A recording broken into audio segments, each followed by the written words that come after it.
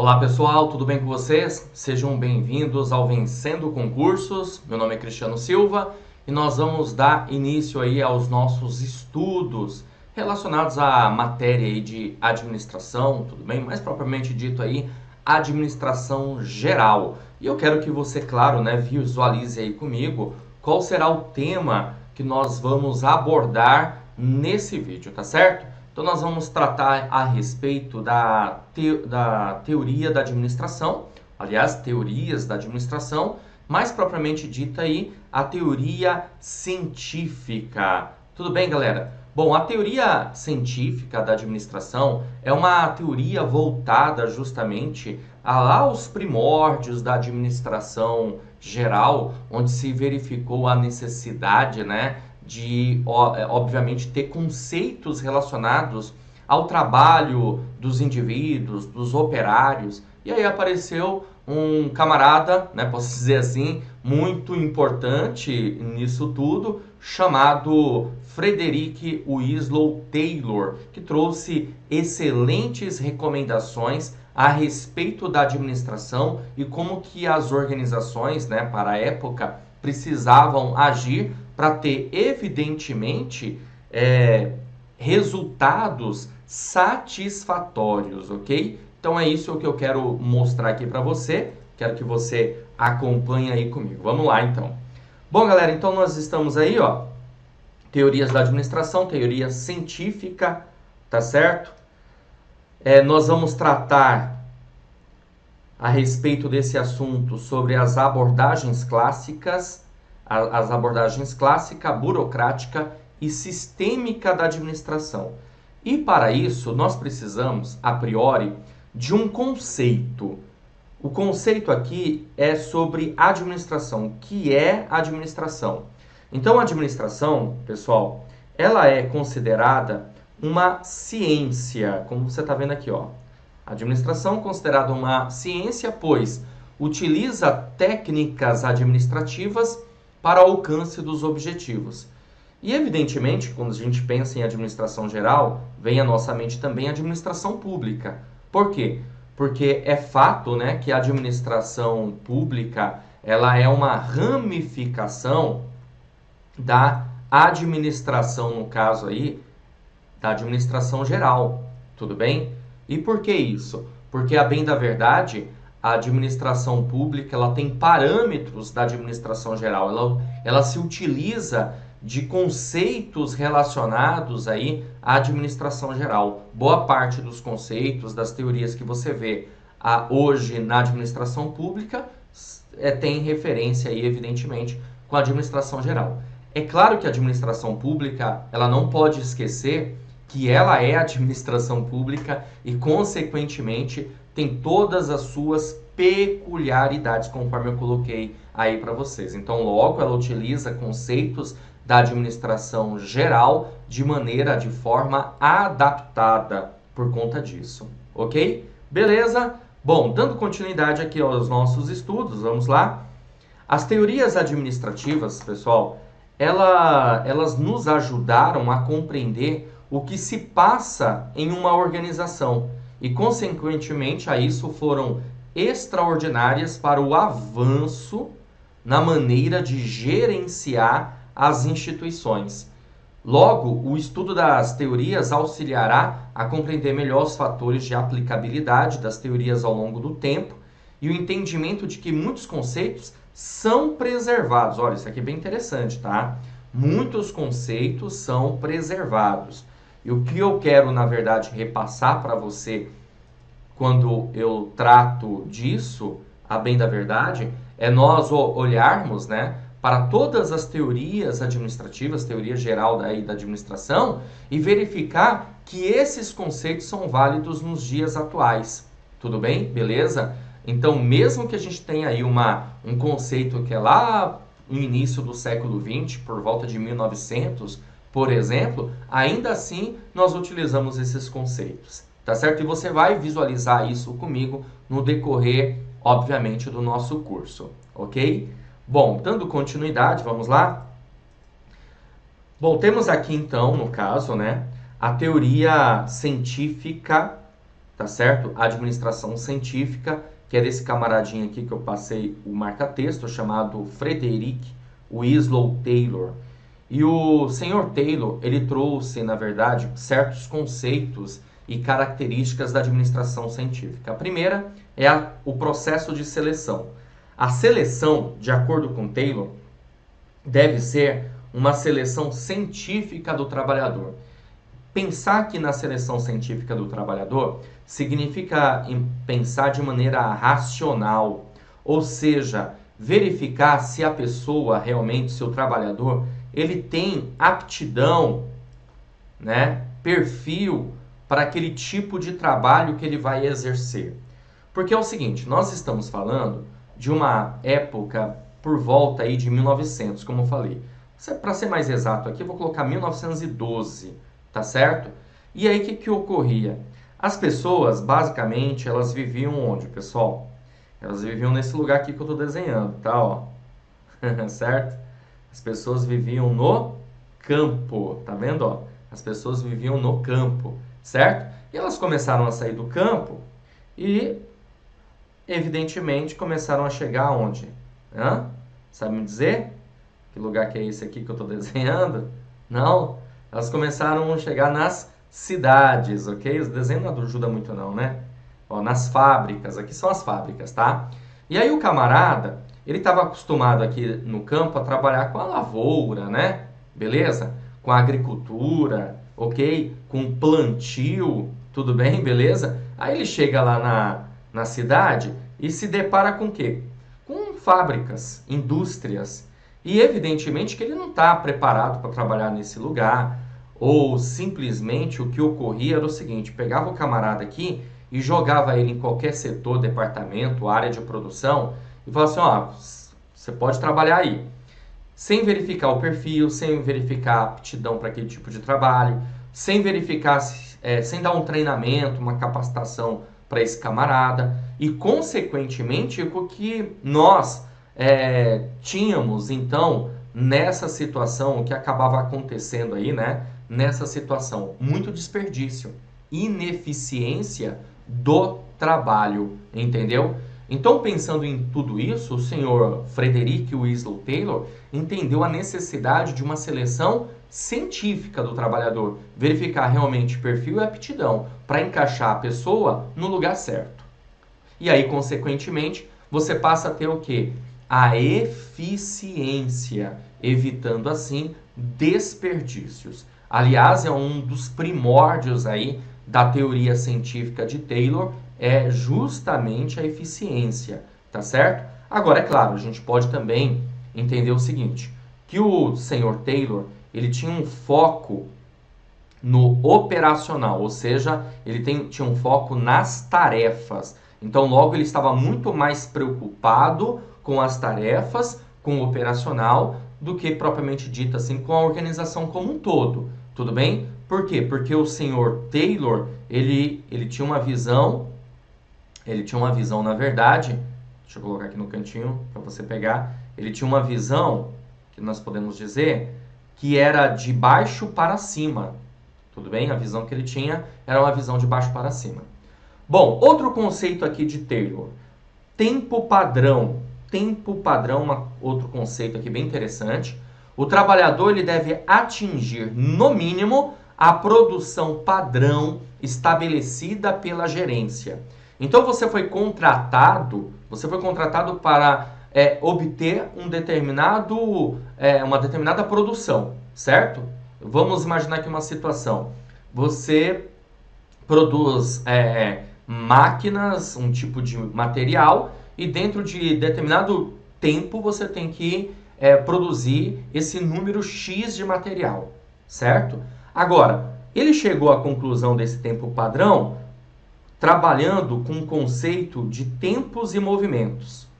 Ou seja, quanto tempo a pessoa leva para produzir um determinado material, para transformar a matéria-prima num produto em processo ou até mesmo um produto acabado, entendeu? Então, o trabalhador ele deve atingir, no mínimo, a produção padrão estabelecida pela gerência. E aí você há de concordar comigo que se a pessoa ela não atinge aquele padrão mínimo estabelecido ali pela gerência, basicamente ela não vai servir para aquele tipo de trabalho, para aquele tipo de serviço. Ou vai ser verificado que aquela pessoa vai precisar de uma capacitação melhor, de um treinamento melhor. Tudo bem? Então é bem interessante nós visualizarmos isso. Agora, um outro conceito também que vem de Taylor é o plano de incentivo salarial, chamado aí de homo econômicos. Ó, visualiza aí comigo. Tá vendo aí? Homo econômicos, certo? Plano de incentivo salarial. O que isso significa? Aqui está muito ligada à motivação. Então, a pessoa, para ela, na verdade, produzir, ela precisa estar motivada, certo? Beleza? E a motivação naquela época se valia de quê? De pressupostos materialistas. Pressupostos materialistas. Ou seja, basta eu pagar mais para a pessoa produzir mais. Quanto mais você produzir, mais você ganha. Então, ou seja, uma ideia de produtividade. Você ganha de acordo com a produção. É até interessante o que eu vou falar para você agora. Talvez isso possa até te contrariar um pouquinho, tá? Mas faz parte. A gente está trabalhando com algumas teorias, né? Então você pode de repente achar que você não tinha esse conceito até então. Porque a ideia de tudo isso, na verdade, era até inclusive ter uma prosperidade, o funcionário ter uma prosperidade. Ou seja, assim como o patrão tem prosperidade, evidentemente, por conta da demanda, da linha de produção e das vendas, né? Claro, principalmente na época, que tinha uma demanda muito grande, o funcionário também, ele acaba ganhando mais com a sua produtividade. O que acarretou, na verdade, fazer com que as pessoas acabassem, de uma certa maneira, trabalhando muito mais. Trabalhando 2, 3 turnos às vezes, entendeu? Porque é uma linha de produção e, consequentemente, as pessoas trabalhavam de acordo com turnos. E aí o camarada se via assim, poxa, se eu produzir mais, eu vou ganhar mais, então eu vou dobrar aqui a minha carga horária. Mais ou menos assim. Era uma forma de fazer com que as pessoas trabalhassem mais, consequentemente, elas acabavam prosperando. Agora, veja bem, isso é muito interessante, é até motivador. Muitas vezes nós acabamos, de uma certa forma, trabalhando mais para ganhar mais, claro, e tem até a ver com uma coisa chamada hora extra, né? Você pode imaginar essa situação. Agora, isso lá na frente acabou sendo um problema. Por quê? Porque a motivação ela não se baseia somente em pressupostos materialistas. A motivação, as suas forças internas e externas, que faz você se sentir motivado em busca de alcance de objetivos, vai muito além de pressupostos materialistas. Então, evidentemente, o que acabou acontecendo com o tempo é que isso passa a ser um problema, tudo bem? Mas a priori deu muito certo. No início realmente deu bastante certo isso aí. Bom, mais outros conceitos que eu quero mostrar aqui para você é o seguinte, ó. Outro conceito aqui, os gerentes planejam e os operários executam. Então você está lá para executar uma tarefa, você é operário, né? Aqui é conhecido como chão de fábrica. Chão de fábrica. Beleza? Então você é operário, você só tem que executar. Quem está pensando, quem está planejando é o gerente. Olha só, galera, aqui é tão interessante que reza a lenda, né? Reza a lenda que certa vez um funcionário de Henry Ford virou para ele e falou assim: Seu Ford, não dá para a gente construir carros que não seja dessa cor? E o Ford virou para ele e falou assim: Sim, dá sim, desde que seja preta. Por quê?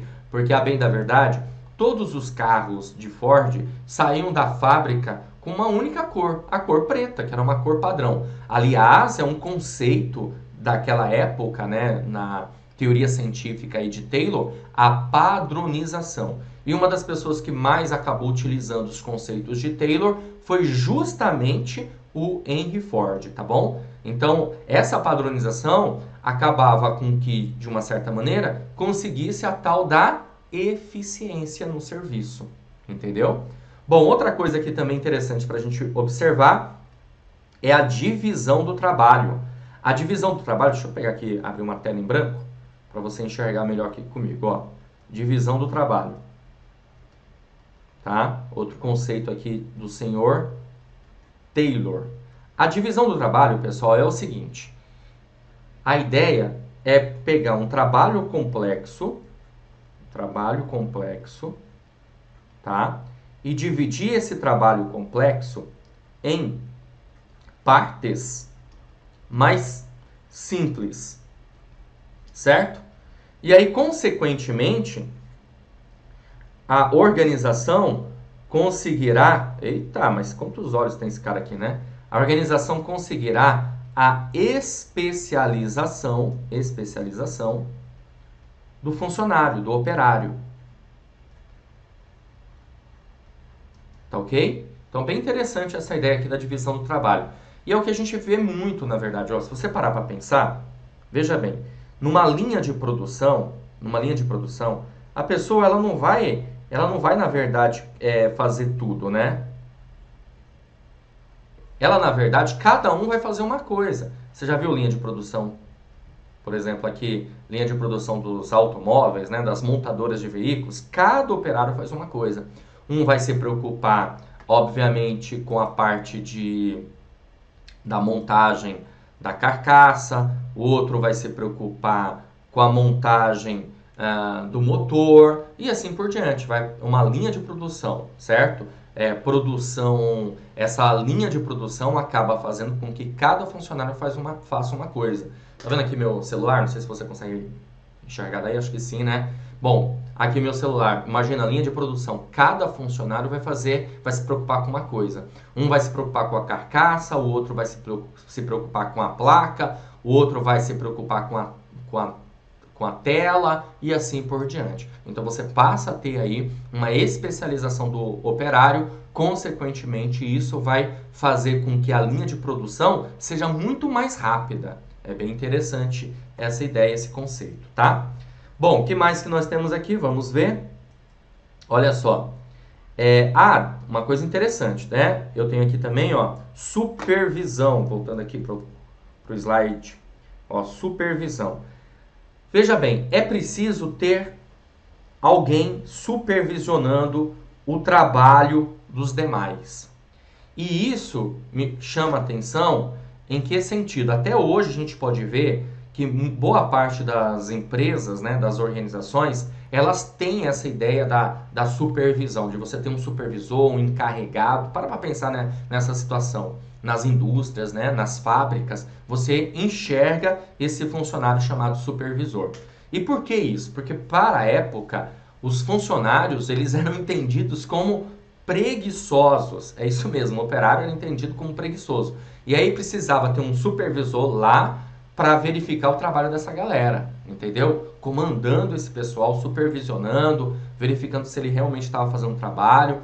E aí, essa coisa da ideia da recompensa e da punição. Então, se você produz mais, você ganha mais, mas se você não produz, obviamente, você será punido de alguma maneira, entendeu? Então, é uma situação que ocorre aí na teoria científica de Taylor. Agora veja, essas coisas são bem interessantes. Eu costumo dizer que Taylor tinha uma visão além do alcance, né, para a época, já estava enxergando aí bem o futuro, bem interessante. Porém, obviamente, que nem tudo são flores.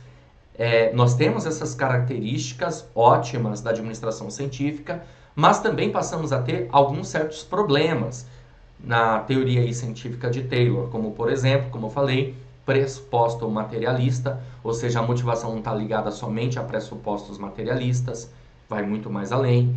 É um sistema fechado, onde não existia uma interação entre as partes. Hoje é um conceito totalmente diferente. Hoje nós temos um conceito que é preciso ter um sistema aberto e não um sistema fechado. Para a época, o sistema era um sistema fechado. Tudo bem? Então, isso, na verdade, passa a ter certas disfunções a teoria científica aqui do senhor Taylor. Tá certo, galera? Show de bola, vamos lá. Vamos dar continuidade, visualiza aí comigo, que eu tenho algumas outras coisas aqui para ver com você. Eu quero agora resolver algumas questões para você ter uma noção, uma ideia, como que o tema já foi abordado em provas de concursos, tá bom? Veja bem, não estou preocupado agora necessariamente com a banca examinadora em si, tanto que nós vamos resolver questões de algumas bancas para você ter uma noção, porque eu quero que você tenha uma noção geral aqui da nossa matéria, tá? Então veja, olha só, essa questão é da Banca CESP, como você pode ver aqui. Ela diz o seguinte: a administração científica é a escola, só deixando bem claro, tá? As teorias da administração são chamadas, tem esse perfil, né, de ser chamada de escola, até porque a administração é uma ciência, tudo bem? Então a administração científica é a escola mais recente nas teorias em administração, sendo a mais adotada nas organizações nos dias atuais. Pessoal, eu não falei das outras teorias para vocês, né? Mas a gente tem várias teorias aí. Nós temos, no caso, teoria científica de Taylor, temos teoria clássica de Fayol, nós temos teoria burocrática, nós temos teoria das relações humanas, nós temos teoria sistêmica, nós temos teoria contingencial e, claro, evidentemente que estudaremos essas teorias, ok? Agora, para pensar. Se eu falei para você que a teoria da administração científica ela é de 1912, lá no início do século XX, e nós estamos no século XXI, não tem um porquê de você marcar isso aqui como certo, você concorda? Porque a questão está dizendo que a administração científica é a escola mais recente, né, da administração, sendo a mais adotada nos dias atuais. Para pensar, se ela é de 1912, quer dizer que de lá para cá ficamos parados em conceitos de administração? Não faz sentido. Consequentemente, a questão ela está errada. Tudo bem? Beleza? Ela não é a mais recente, ao contrário. A administração científica é a escola, é a administração, é a teoria, né, mais antiga, a partir do momento que a administração passa a ser entendida como uma ciência, ok? A administração passa a ser entendida como uma ciência, logo a administração científica é a mais antiga. Beleza? Vamos lá. Temos aqui mais uma questão para resolver.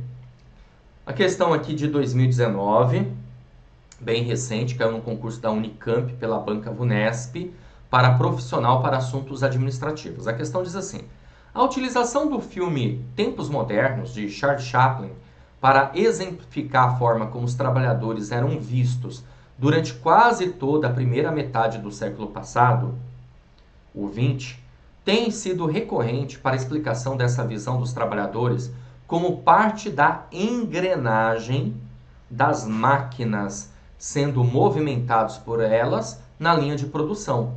As máquinas é que providenciavam o ritmo e as ações dos trabalhadores. E o grande objetivo era a manutenção e o aumento da produtividade. Olha, bem interessante aqui, né?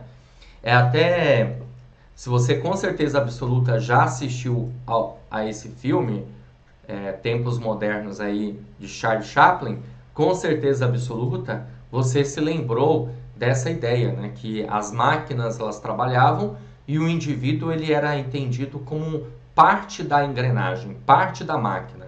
Então, na verdade, todo o trabalho produtivo era por conta das máquinas e o indivíduo estava lá só para dar continuidade, apertar um botão e assim por diante, certo? Consequentemente, por isso chamado de Tempos Modernos, um filme espetacular aí de Charles Chaplin, que mostra evidentemente como que era a linha de produção da época.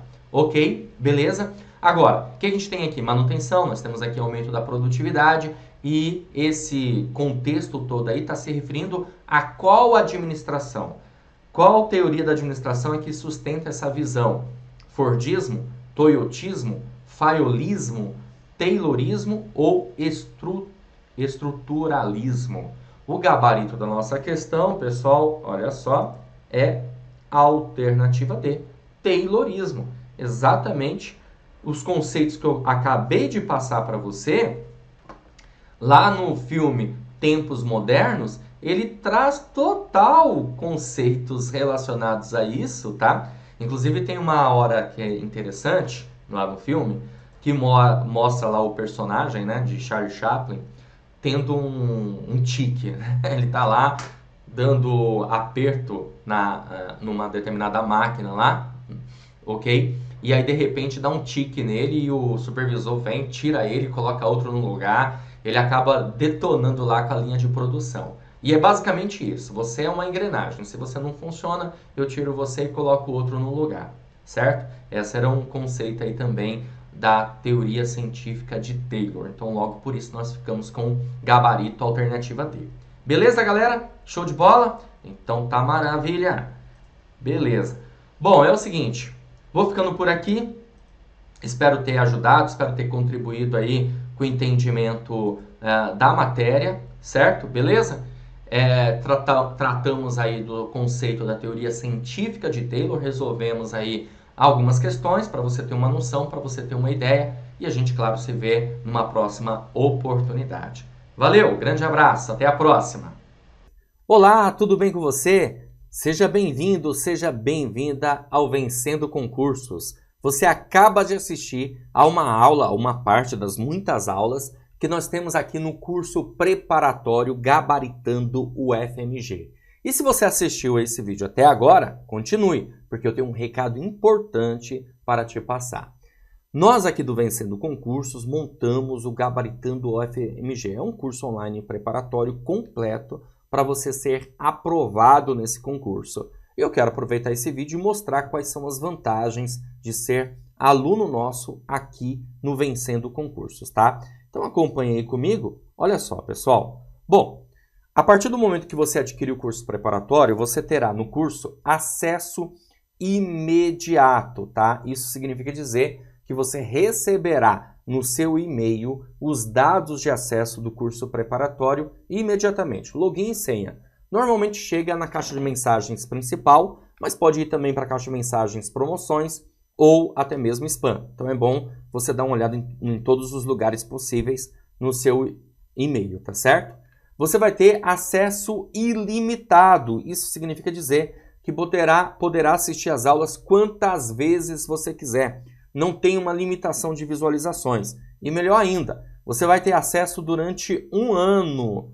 Isso significa que mesmo depois da prova, você continuará assistindo às aulas, pode se preparar para outros concursos que caia aquela matéria, né, que você vai estudar, tá bom? Que faz parte do curso preparatório. Você vai ter no curso Teoria e Questões Comentadas. Aliás, centenas de questões comentadas pelos nossos professores. Tá? E isso com certeza absoluta faz toda a diferença. E material em PDF para complementar os seus estudos, beleza? E a gente está com uma promoção especial de lançamento, olha só, gente, de R$ 497 por apenas R$ 247 ou 12 vezes de R$ 24,65. Eu só não sei até quando eu vou conseguir segurar esse valor. Tá bom? Então é importante que você faça o quê? Tá me assistindo aí? Já clica no link abaixo na descrição, na descrição do vídeo, abaixo do vídeo aí, vai ter um link. Você vai clicar nesse link, que é a página do curso, e lá você vai encontrar todas as informações necessárias, tudo bem? Beleza? E aí vai ter um botãozinho lá amarelo, você vai clicar nesse botão, vai preencher seus dados, escolher a forma de pagamento, à vista, parcelado, em até 12 vezes, pode ser menos parcelas, caso você queira, não tem problema. E pronto, vai começar a estudar aqui com a gente no Vencendo Concursos. Show de bola? Maravilha? Então é isso, gente. Olha, também tem o nosso WhatsApp, né? Nossa central de atendimento, 11 97465 6052. Caso tenha dúvidas, você pode chamar também nesse número. E lá na página, como eu falei, né? Ou, se eu não falei, falo agora nesse momento. Tem um chat online, é só chamar alguém lá, que o pessoal já está disponível para sanar suas dúvidas, caso você precise, tá bem? Então é isso, ó. Vou ficando por aqui. Um grande abraço para vocês e a gente se vê dentro da plataforma, hein? Clica no link aí abaixo do vídeo, já faz a sua matrícula e inicie os seus estudos. Grande abraço e até mais. Valeu, tchau, tchau.